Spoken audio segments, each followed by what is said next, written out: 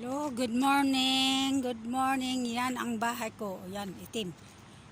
11th floor. Yan ang building namin, boarding house namin. Dito. Good morning po, mga lolas, lolos, titos, titas. Ito na naman ako. Araw ng Saturday ngayon, 21 ng October 2023. Good morning po sa lahat. Good morning kayo dyan kung saan tayo man dito si sulok ng mundo. Good morning sa panig ng mundo. Good morning lolas.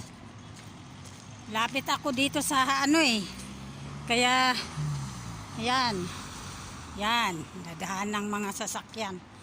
Tapos ito parking ng ito elderly cares. Ito yung brown na ito, elderly care. Yan, elderly care yan.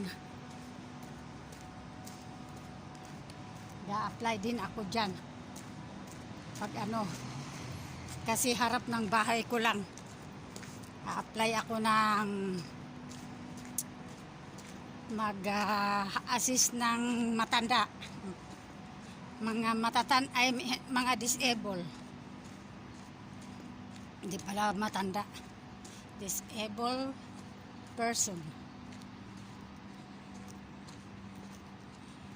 May kaibigan ako dyan, magpasok sabi niya sa akin, ipasok kita pag tapos na dyan, pag magtrabaho na ako, pasok ko sabi niya. Sige, malapit sa bahay ko, sabi ko naman. Kahapon lang yun, nagkita kami yung kaibigan ko dyan.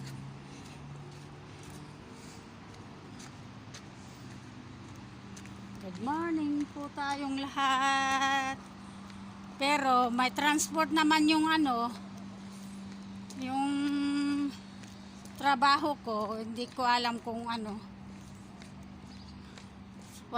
sweldo doon sa pagtrabahoan ko. Iwan ko dyan kung magkano ang sweldo dyan.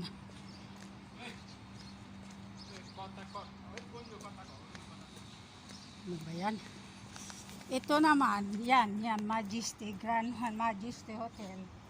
Sakyan ko yan, naranasan ko na yan pumunta sa hotel, naglinis.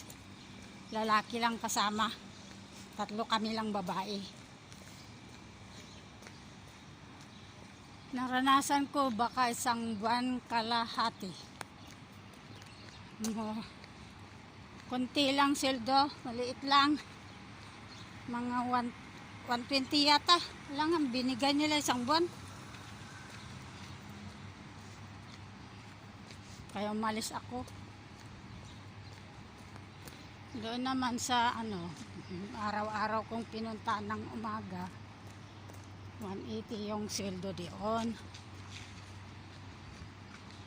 Kaya lang, mga kasama doon, kapwang Pilipino na Ilocano, binubuli ka, kala mo patawarin ako ni Lord.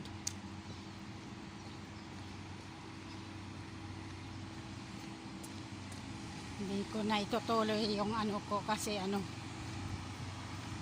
hayaan mo na si Lord ang mag-reply sa mga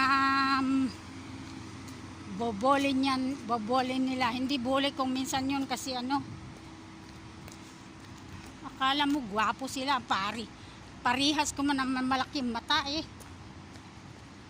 pakawa.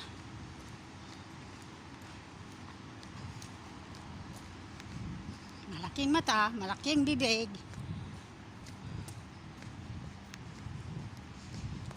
Mataas lang kasi ang tingin nila sa